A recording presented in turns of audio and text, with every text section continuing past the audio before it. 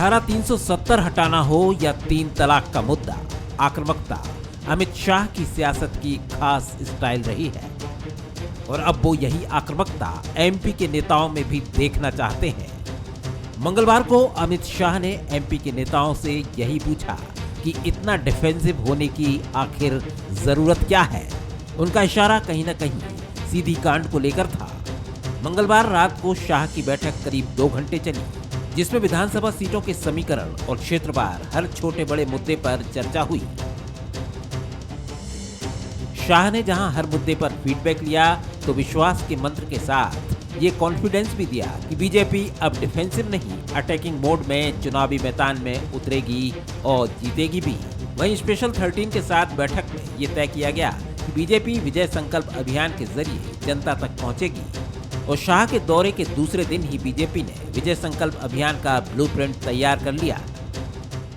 2023 के चुनाव के कैंपेन रणनीतिक तैयारी जो माननीय अमित शाह जी ने हम सबको मंत्र दिया है, उसके आधार पर अब सब लोग चुनावी मूड में 100% मैदान में कार्यकर्ता तैयारियों में जुटे हैं।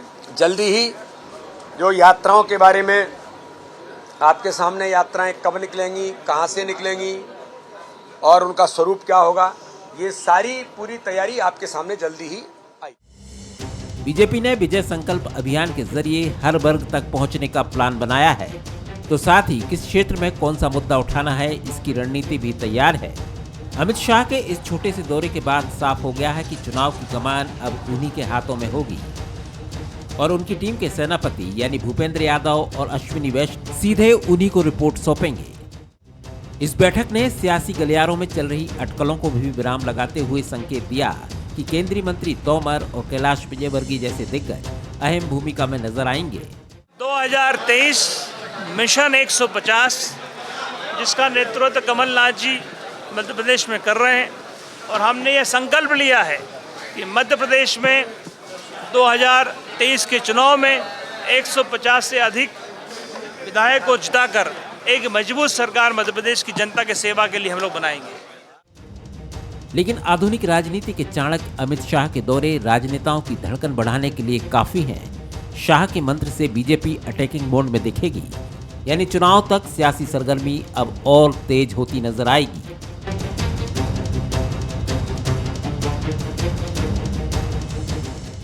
सवाल नंबर 1, क्या अब बीजेपी अटैकिंग मोड में नजर आने वाली है? सवाल नंबर 2, विजय संकल्प यात्रा बीजेपी के लिए कारगर साबित होगी? सवाल नंबर 3, शाह के बैक टू बैक दौरे कांग्रेस की चिंता बढ़ाएंगे? नमस्कार, मैं हूं शरद द्विवेदी और हमारा आज का मुद्दा है अब रण होगा। प्रतिष्ठित सुप्रतिष्ठित कवि रामधारी दिनकर सिंह की ये जो पंक्तियां हैं, अब रण होगा, इसकी पृष्ठभूमि थोड़ी सी समझ लीजिए। कृष्ण जब महाभारत कुरुक्षेत्र को टालने के लिए दुर्योधन के पास पहुंचे और समझाने की लाख कोशिशों के बाद दुर्योधन ने नाराज होकर कहा कि बांध लो इस ग्वाले को, तब उस भावभूमि पर लिखी गई ये कविता है कि कृष्ण गरज कर कहते हैं कि ले अब मैं भी जाता हूं, अंतिम संकल्प सुनाता हूं, याचना नहीं अब रण होगा।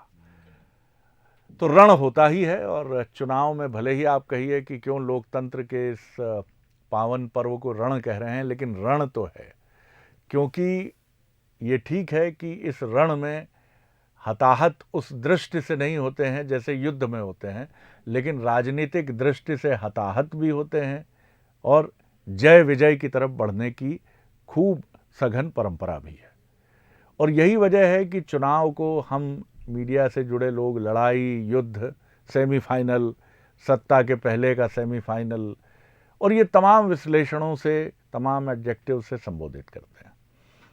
और रण होगा ये हमने क्यों कहा? ये इसलिए कहा कि एक अमित शाह जी का कथित अंदर खाने की बात है, लेकिन कुछ ना कुछ तो छन कर अंदर खाने से आता है, इसीलिए कथित शब्द का प्रयोग कर रहा हूँ कि एक उनका वाक्य बड़ा चर्चा में रहा, जो उन्होंने कथित रूप से भीतर कहा और कहा ही होगा, क्योंकि वो एक सच्चाई इस मामले में है कि बीजेपी के लिए ये अक्सर कहा जाता है कि कुछ मसले जो आ जाते हैं उसके सामने, जिनमें नैतिक पक्ष भी जुड़े होते हैं, तो वो थोड़ा दुविधा में नज़र आती है और कई बड़े नेताओं को इसकी खासी कीमत भी चुकानी पड़ी है।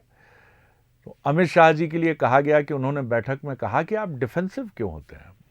इशारा था शहडोल की तरफ कि अगर विपक्ष हमला करता है तो आपके पास जवाब है, जवाब होने चाहिए और बड़ी मजबूती से कहिए, क्योंकि आपका इंटेंशन अगर गलत नहीं है तो आप पीछे क्यों सरकते हैं। और यही वो मंत्र है जो युद्ध के लिए बहुत ज़रूरी है। और शायद इसी भावभूमि पर हरिवंश राय बच्चन अपनी एक कविता में कहते हैं कि पाप हो या पुण्य हो, कुछ भी किया नहीं मैंने आधे हृदय से। अब यहाँ पाप पुण्य की परिभाषा में मत उलझिएगा, ये राजनीति है, सियासत है।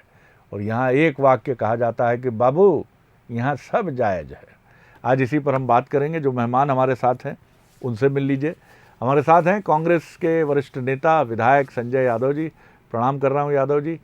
डॉक्टर हितेश वाजपेयी हैं, पूर्व अध्यक्ष हैं नागरिक आपूर्ति निगम के और चुनाव के अच्छे माहिर स्ट्रैटेजिस्ट माने जाते हैं, उनका स्वागत है। मनोज सैनी जी हैं, एग्जीक्यूटिव एडिटर, जो लगातार धारा प्रवाह निरंतर अटूट अखंड कवरेज के लिए प्रयास करते रहे बंसल न्यूज़ की टीम के साथ, सूरज शर्मा और हमारे जो साथी कैमरामैन, वीडियो जर्नलिस्ट। मनोज, पहली टिप्पणी आपकी, किस तरह देखते हैं रण होगा?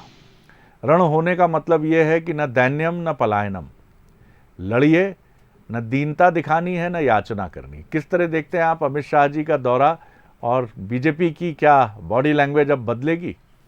बदल गई शरद जी, जोश हाई है और जिस जोश की ज़रूरत थी, जिस कॉन्फिडेंस की ज़रूरत थी, जिसका जिक्र उन्होंने अंदर भीतर भी किया, जिसकी तरफ आप भी इशारा कर रहे थे, तो आज मुझे लगता है दिन भर देखा गया लगातार, चाहे वो नरेंद्र सिंह जी तोमर आए हों या फिर कैलाश विजयवर्गीय जी, मुख्यमंत्री शिवराज सिंह चौहान, ज्योतिरादित्य सिंधिया, आज फिर वही सब लोग बैठे। और आप इसी से समझिएगा काम करने का तरीका क्या होता अमित शाह का।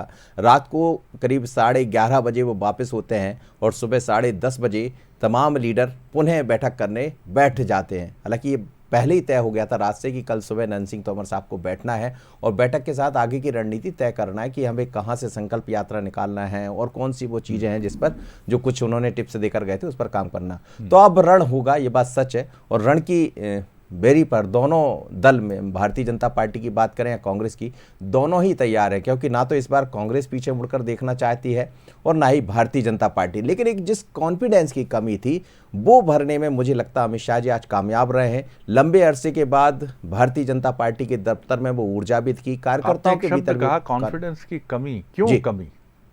देखिए, जहां सामंजस्य का अभाव होगा, कुछ चीज़ें होती है शरद जी, और हम हमेशा कहते हैं कि सत्ता के साथ कुछ बीमारियां आ जाती है। कई बार ओवर कॉन्फिडेंस हो जाता है, लेकिन जब वो कॉन्फिडेंस गिरता है, जैसे 2018 में हार का सामना करना पड़ा, तो वो सब चीज़ें कहीं ना कहीं डिमोरलाइज करती है। और सत्ता और संगठन के बीच में जब पीढ़ियां बदलती है तो फिर और भी चीज़ें आती। कल उन्होंने ये भी कहा कि अलग अलग पीढ़ियां जब होती है तो कुछ चीज़ें देखने को मिलती है, लेकिन आप सब मिलकर आगे बढ़ जाइए और काम की तरफ बढ़िए। 16 या 17 तारीख को फिर एक बड़ी बैठक होने जा रही है। अभी अभी बैठक खत्म हुई है बीते आधे घंटे पहले, और इसमें भूपेंद्र यादव भी शामिल होने वाले हैं, अश्विनी वैष्णव भी होंगे। तो जो दिन भर आज काम चला है उसका पूरा एक प्रोफार्मा, उसका एक रोड मैप उन दोनों के सामने रखना है। और संभावना ये है कि महाकाल की नगरी से शायद जनसंकल्प यात्रा जो शुरू होना है वो किसी अच्छे श्रावण के सोमवार के दिन शुरू की जा सकती है। तो बीजेपी बढ़ चली है और दूसरी तरफ कांग्रेस ने भी आज इस बैठक को जो रात को चली है और दिन भर चली है उसको लेकर कांग्रेस भी सजग है। संजय जी, तैयारी आपकी भी यानी कांग्रेस की भी काबिल तारीफ है कि भारतीय जनता पार्टी ये मान रही है कि प्रतिद्वंदी बड़ा मजबूत है, सबल है और ज़बरदस्त तैयारी करके युद्ध के लिए तैयार है। और यही वजह है कि भारतीय जनता पार्टी के लिए जिस तरह की कोशिशें हम देख रहे हैं कि दिल्ली से भी अमित शाह जी जैसे चुनावी रणनीतिकार या चाणक्य आए हैं, तो निश्चित तौर पर, और 2018 का नतीजा किसी को गलतफहमी में रखेगा भी नहीं, जहां 4-5 सीटों के अंतर दोनों पार्टियों के बीच की बहुत नज़दीकी लड़ाई को बताता है। तो दो ही दल हैं, दोनों के बीच लड़ाई होती है, चुनावी लड़ाई, और इस चुनावी लड़ाई में विजयी जो पार्टी है वो सरकार बनाती है। आपका विषय नहीं है, बीजेपी का विषय है, लेकिन फिर भी किनारे बैठकर, मैं अक्सर ये बात कहता हूं कि किनारे बैठकर टिप्पणी करने का मज़ा, और वो भी विपक्ष में बैठकर टिप्पणी करने का मज़ा अद्भुत होता है। आपकी टिप्पणी स्वागत योग्य है। जी देखिए, पहली बात शरद जी, आपको मैं अभी सुन रहा था, ये बात तो स्पष्ट हो गई है अमित शाह जी के उतरने से कि मध्य प्रदेश के नेताओं के ऊपर भारतीय जनता पार्टी का भरोसा खत्म हो गया है, केंद्रीय नेतृत्व का। जब केंद्रीय नेतृत्व का भरोसा खत्म हो गया तो स्वाभाविक रूप से जनता का भरोसा खत्म हो गया है। ये बात अच्छे से समझ रहे हैं अमित शाह जी। अमित शाह जी को चाणक्य जनता नहीं बोलती, चाणक्य मीडिया बोलती है। और अमित शाह जी की चाणक्यगिरी ना कर्नाटक में चलती, ना हिमाचल में चलती, ना पश्चिम बंगाल में चलती है। और भारतीय जनता पार्टी की वर्तमान स्थिति है बहुत दयनीय है, क्योंकि आपसी झगड़े ये संभाल नहीं पा रहे हैं। रोज़ अखबारों में आता है कि आज ये बदल रहा है, कल वो बदल रहा है, परसों बीडी शर्मा जी जा रहे हैं, प्रहलाद पटेल जी बन गए हैं। तो ये इनके आपसी झगड़े हैं। तो इनका झगड़े का हिस्सा बंटवारी करने के लिए अमित शाह जी आते हैं। अमित शाह जी जनता के काम के लिए नहीं आते। और जहाँ तक भारतीय जनता पार्टी आचार संहिता के पूर्व इसलिए सभाएं निकालना चाहती कि इनको मालूम है आज इनके पास जनता जुड़ नहीं रही। इनका सरकारी तंत्र का उपयोग करके आंगनवाड़ी कार्यकर्ता, रोजगार सहायक, आशा कार्यकर्ता, इनकी भीड़ अमित शाह जी के में इकट्ठी की जाती है। इनकी जो एक पूर्व में यात्रा निकली रही, एक सरकारी यात्रा थी जिसमें मंडल कमंडल के लोग थे, और वो पूरी तरह से उसका पैसा का दुरुपयोग भारतीय जनता पार्टी की शासन ने उठाया, पक्ष ने उठाया, लेकिन इसका कोई बजट आवंटन नहीं हुआ था। और सचिव को कह दिया, भ्रष्टाचार को बढ़ावा दिया था कि सचिव को कह दिया कि हमारी यात्रा आ रही, कलेक्टर साहब आएंगे, यहाँ टेंट और पूरी आप खिलाओगे। अब वो कहाँ से खिलाएगा, घर से तो खिलाएगा नहीं, 50,000 रुपये का खर्चा। वो यात्रा इनकी फ्लॉप हो गई। यहाँ लोग नहीं मिले। कई उदाहरण हैं जो हमने विधानसभा में बताए थे कि सचिव को सस्पेंड कर दिया जाता है कि तुमने भीड़ इकट्ठी नहीं की। भारतीय जनता पार्टी से मध्य प्रदेश की जनता ऊब चुकी है, शिवराज जी को देख देख के ऊब चुकी है, इनके झूठे वादे सुन सुन के परेशान हो चुकी है। आपसे में झगड़े इतने हो गए हैं कि भारतीय जनता पार्टी अब समझ नहीं पा रही। अब चाहे अमित शाह जी आ जाएं, चाहे मोदी जी आ जाएं, भारतीय जनता पार्टी का कॉन्फिडेंस है, खेल खत्म हो चुका या है। कॉन्फिडेंस है आगे का, ओवर कॉन्फिडेंस है? नहीं, ओवर कॉन्फिडेंस में हम लोग कभी रहते नहीं है, लेकिन कॉन्फिडेंस में रहना चाहिए हमेशा। हम ये नहीं कहते कि हम 200 सीट जीतेंगे, हम ये कहते हैं कि हम 150 सीट जीत देंगे। क्यों? हमें कॉन्फिडेंस है कि हम 150 तक जीत जाएंगे। हम अमित शाह जी तो है नहीं कि आके कहें कि मैं आज किसी वक्तव्य पढ़ रहा था कि अमित शाह जी ने कहा 200 की बात करो, क्योंकि उनको मालूम है 200 शायद 100 भी पार ना हो पाए, इसलिए 200 की बात करो। ओवर कॉन्फिडेंस की बात तो वो कर रहे हैं। हम तो कॉन्फिडेंस के साथ है कि कांग्रेस सरकार बनाने जा रही। जी डॉक्टर हितेश वाजपेयी। देखिए, हमारे विजय संकल्प के प्रवाह में, बारिश का दौर है तो प्रवाह मजबूत है शरद जी। प्रवाह के दौर में आपने कांग्रेस को दे दी कंकर की थैली कि कुछ करो, तो उनने भी 2 पैर लटकाए नीचे और एक एक करके मारना शुरू कर दिया। तो अभी 2-3 मिनट आपने देखा वो कंकर ही मारते रहे। आपने उनको अवसर भी दिया कि भाई कुछ तो बोल दो, पर उनने कहा नहीं, इनको गालियां दो बस। तो जैसे आपने कहा स्वागत योग्य, इसी प्रकार तुलसीदास जी ने जब रामचरितमानस लिखी थी तो पहले 8 पन्ने विरोधियों पर लिखे थे। तो मैं भी उनको नमन करते हुए निशब्द आगे बढ़ता हूँ और आपके विषय पर आता हूँ।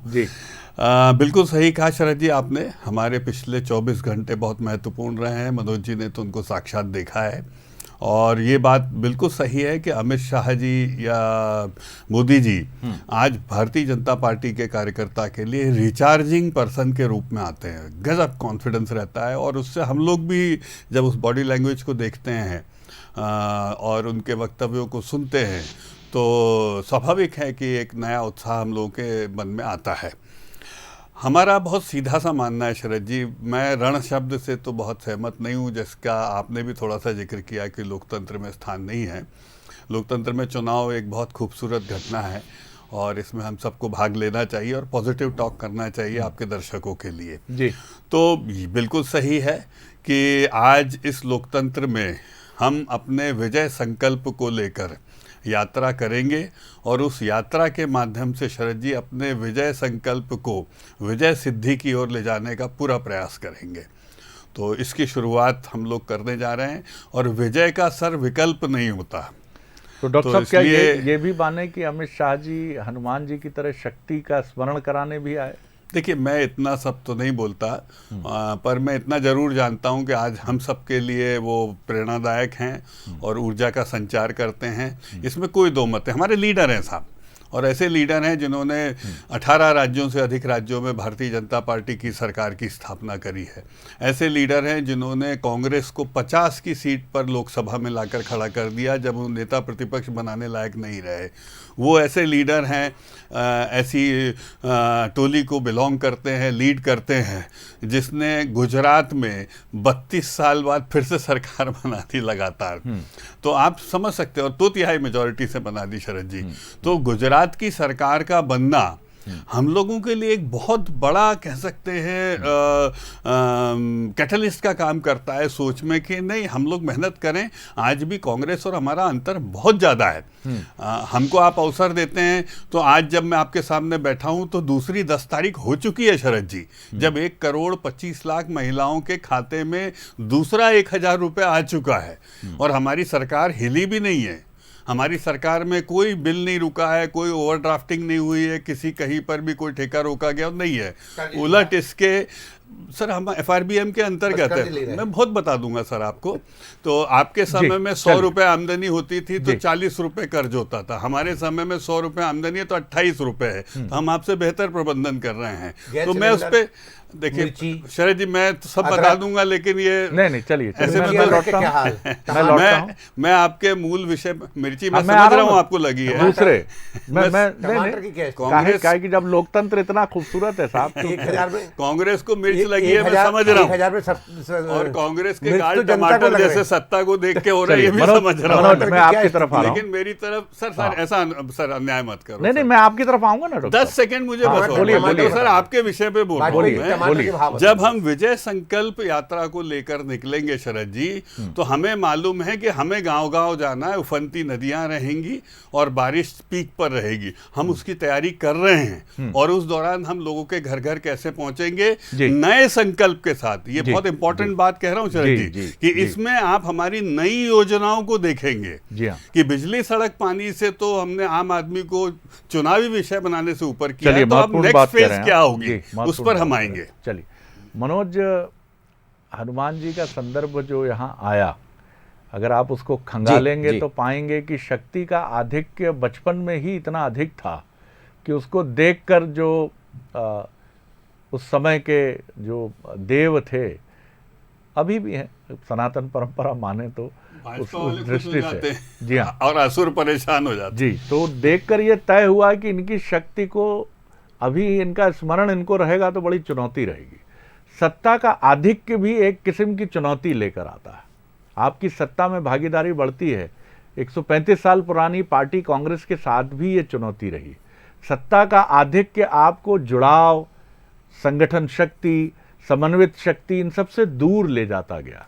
मध्य प्रदेश जैसे राज्य जहां बीजेपी का सत्ता से जुड़ाव लंबा जनता के आशीर्वाद से होता रहा, तो हनुमान जी की तरह शक्ति का इतना आधिक्य हो गया कि शायद लगा हो शाह साहब को कि अब ये सही समय है कि बीच में थोड़ा वो जो डिफंट हुआ है, शक्ति जब बहुत अधिक बढ़ जाती है तो कई बार वो चुनौती पैदा करती है लोकतंत्र में, और उससे एक असुरक्षा का भाव भी पैदा होता है। तो क्या आपको लगा, क्योंकि मैं ये देख रहा हूँ कि अमित शाह जी की बॉडी लैंग्वेज एक बड़ी कुशल मोटिवेटर की रही है जी। कोई निगेटिविटी नहीं, कोई ऐसी बात नहीं कि रिप्रीमेंड कर रहे हैं बैठक में, ऐसे स्वर सुनाई दे रहे हैं, क्या कर रहे हैं जी आप लोग, समझ नहीं आ रहा आपको, आप कैसा क्यों कर रहे हैं। एक बड़ी कूल कंपोज था, क्योंकि लीडर अगर ऐसा है तो फिर उधर मैसेज जाता है अच्छा। देखिए अमित शाह जी, बड़ा परिवर्तन आया है शरद जी। हम बीते वर्षों की जब बात करते हैं तो वो एक अलग मूड पर रहा करते थे, लेकिन बीते कुछ वर्षों में हम देख रहे हैं तो बहुत ही एक सहज सरल, और जब कहते हैं कि आप लगातार देखिए सत्ता में दोनों तरह की चीज़ें होती, सत्ता से या तो आप दूसरी तरफ चले जाइए या एक अच्छी लाइन पकड़ लीजिए जिसमें ये कॉन्फिडेंस पैदा हो कि जनता हम पर विश्वास करे। तो मुझे लगता है उस लाइन पर अब अमित शाह जी या प्रधानमंत्री मोदी बढ़े हैं, और जब वो कल बैठे हुए थे, जैसी जानकारी हमारे पास है, तो वो उसी लाइन पर आगे बढ़ रहे थे। उन्होंने सबको सुना, सबसे कहा, कुछ बातें आई, कुछ सीटों को लेकर आई कि वहाँ हम गए तो बहुत अच्छा, काफ़ी प्रतिसाद मिला, बहुत लोग इसमें शामिल हुए। तो उन्होंने कहा कि भीड़ तंत्र से आप ये उम्मीदें मत करिए कि वोट में कन्वर्ट होगा, आपको करना पड़ेगा। तो हमें लगता है वो तमाम तरह की टिप्स इसीलिए हैं कि हनुमान जी को जब ये बात कही गई कि आपकी शक्ति आपको दिखाना पड़ेगा, तो वो शक्ति का जितना संचार करना चाहिए था, मुझे लगता करके चले गए, और दिन भर की बैठक शायद उस तरफ इशारा कर। सवाल आपके लिए भी वही है कि आप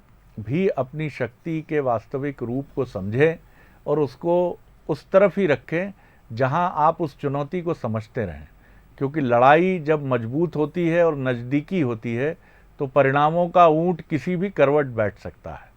और ये आपने, क्योंकि आप एक राजनेता हैं तो आपने अनेक चुनावी इतिहास आपकी निगाहों में होंगे, और मध्य प्रदेश की ही राजनीति की बात करें तो कौन सा ऐसा दिग्गज है बीजेपी का और कांग्रेस का जो चुनाव में जिसने हार का दंश नहीं झेला हो। तो चुनावी राजनीति, और कई बार तो ऐसा हुआ कि सकलेचा जी और अर्जुन सिंह जी जैसे व्यक्ति को एक अननोन व्यक्ति ने पराजित कर दिया। आप समझते हैं इनको, तो क्या सावधानियां कांग्रेस के लिए और आपके इश्यूज क्या हैं? संक्षेप में, वक्त मेरे पास कम है। देखिए, सबसे बड़ी महत्वपूर्ण बात यह है जो यात्रा निकालने की बात चल रही भारतीय जनता पार्टी की, और मुझे इस बात का दुख भी होता है कि भारतीय जनता पार्टी आज 19 साल में मध्य प्रदेश में कोई नेतृत्वकर्ता तैयार नहीं कर पाई। ये भारतीय जनता पार्टी के लिए बहुत कमजोरी वाली बात है। आप अपनी ताकत पर भी बात 20 साल से मुख्यमंत्री शिवराज जी हैं, हमारे यहाँ बदले नहीं है। इनसे क्षमा इसलिए मांगना चाहिए इनको कि ना आज शिक्षा है मध्य प्रदेश में, कांग्रेस क्या देगी? आपकी ताकत कांग्रेस क्या देगी? गालियां, महंगाई और भ्रष्टाचार। आप केवल तो गालियां देंगे? आपको माफी यात्रा माल निकालना चाहिए। गाली अमित देंगे शाह बस? जी को जो ज्ञान देना चाहिए था कि शिवराज जी आप माफी मांगो। अब शरद जी, आप कितने पूछ लो कांग्रेस से कि आप क्या दोगे, वो नहीं बता पाएंगे। स्तर खत्म हो चुका है, इसलिए वोट नहीं देना कांग्रेस को। स्वास्थ्य नहीं है मध्य प्रदेश में, पीने का पानी नहीं है। कांग्रेस का कोई नेता टीवी पर नहीं बताता उसको वोट क्यों दिया जाए। भ्रष्टाचार की भेंट चढ़ चुका है, ये गाली देते आज हैं। महंगाई, आज लोग तो टमाटर नहीं खरीद दर्शकों पा रहे। तय करो, आज आपको मिर्ची बिजली, नहीं खरीद सड़क, पा रहे। पानी चाहिए आज अदरक नहीं खरीद या पा रहे। भाजपा गैस का को गाली सिलेंडर- देने वाली गैस सरकार का थी। सिलेंडर 1150 रुपए है। आज महिलाएं दोनों परेशान को हैं। सुनिए आप, बिजली आधे का आधे बिल फ्रेम में 4 गुना आपको। ज्यादा है। तो आपको कांग्रेस क्षमा को यात्रा अवसर निकालना दिया चाहिए, कि वो बताएं ना दर्शकों के कि लिए कोई क्या यात्रा करना है। निकालना आपके चाहिए। लिए अब उनके पास भारतीय कुछ जनता नहीं पार्टी है। के पास सिर्फ आपके एक लिए ही चीज भर्तियां बचती नहीं है है कि क्षमा यात्रा। 18 साल में जो भ्रष्टाचार किया अरे है सर, दर्शक उसकी सुनना हम चाहता है, माफी उसको मांगते क्या हैं। दोगे? अमित शाह जी को घूम अरे घूम भाई, के क्षमा आप यात्रा 84 के निकालना दंगों की चाहिए। माफी मांगो। चलिए मोदी डॉक्टर जी, वाजपेयी, आपका क्या क्विक कहते रिएक्शन, जाते मेरे हैं? पास कुछ सेकंड्स हैं, 20-25 सेकंड है। डॉक्टर हम वाजपेयी, गाली नहीं देंगे जी। हम गालियां नहीं देंगे, हम जनता के विषयों को पूरा करेंगे। और वहीं आपने देख लिया, ये पूरे प्रोग्राम में गाली देते रहे। क्यों? क्योंकि इनकी जेबें खाली हैं। उसकी बात नहीं करते, नियत का कोई भरोसा कह के जाते नहीं है। हैं कि सबसे आप 1 घंटा डिस्कशन कराओ शरद जी, मध्य प्रदेश में आपके पेट्रोल के डिस्कशन दाम में कुछ कम नहीं किए निकलेगा। जाते हैं, ये क्योंकि केवल गाली भारतीय देंगे। जनता पार्टी की स्थिति देते रहिए साहब। अत्यंत संजय जी दयनीय हो सुन तो गई है। लीजिए क्या कह रहे हैं डॉक्टर वाजपेयी। नहीं, वो गाली देते रहेंगे। बोलिए बोलिए डॉक्टर साहब, बोलिए। मोदी जी को गाली देंगे, संजय जी सुन रहे हैं अमित शाह आपको। जी को गाली देंगे, संजय जी सुन रहे हैं। संजय जी सुन रहे हैं आपको। नहीं सुन रहे हो। कोई भरोसा नहीं संजय है जी अपने आप को ही नहीं सुन रहे कि वो क्या बोल रहे हैं। संजय जी, आपके यहाँ कोई मंत्र दिया गया है क्या कि लगातार बोलो, इस तरह का कोई मंत्र है क्या आपके यहाँ? लगातार इसलिए बोलो जी, कि भारतीय क्योंकि जनता भाजपा पार्टी बुरी ने है। हमें सिखाया कि इनका झूठ बर्दाश्त नहीं 20 करो। साल से जनता क्योंकि चुन ये रही है, लेकिन भाई बुरी, झूठ की ये बुनियाद झूठे पर हैं, भारतीय ये बुरे जनता पार्टी हैं, की सत्ता ये गंदे चलती है। हैं, अब ये इनका फलाना है, झूठ ये ढिकाना है। बिल्कुल सुनना लेकिन बंद कर चलिए, दो। चलिए, क्या आप दोगे, ये कुछ झूठ नहीं है। इनका झूठ अब सुनना समय बंद की कर दो। बंदिश है, एक लेकिन उम्मीद की गोली तक नहीं दी इन्होंने मेरी दर्शक अपेक्षा को। है कि मुद्दों पर अगर बातचीत होगी तो जनता को कुछ समझ आएगा। और ये खराब, ये खराब, ये खराब, ये खराब, ये खराब, ये एक ऐसा मंजर है जो अब इतना बढ़ गया है कि लोग अब या तो टीवी का चैनल बदल लेते हैं या फिर कहते हैं भैया कछु कहने का लायक नहीं है भैया, डिबेट तो ऐसा ही है, ओला जगह ही है डिबेट, ऐसा टेप की कैसेट अटक जाती है, वैसी हो गई है। तो इससे हम बचें, मुद्दों पर बात करें। बहुत मुद्दे हैं, विपक्ष के नाते निश्चित तौर पर सैकड़ों मुद्दे होंगे संजय जी आपके पास, और जवाब देने के लिए बीजेपी को जवाब देना ही होगा क्योंकि वो सत्ताधारी दल है। तो बहस इस तरह की हो, विधानसभा का सत्र भी ऐसे ही समाप्त हो जाता है, हमारी डिबेट्स भी ऐसे ही समाप्त हो जाती हैं, तो लोगों को लगेगा क्या ये संवाद करना भूल गए हैं क्या हमारे माननीय तो लोग राजनेता? भाजपा को चुन लेते हैं फिर से। ऐसा मत करिए। बहुत शुक्रिया संजय जी, बहुत धन्यवाद। डॉक्टर हितेश वाजपेयी, बहुत शुक्रिया। मनोज जी, आगे देखिए छत्तीसगढ़ आज का मुद्दा, मौन पर शोर। नमस्कार।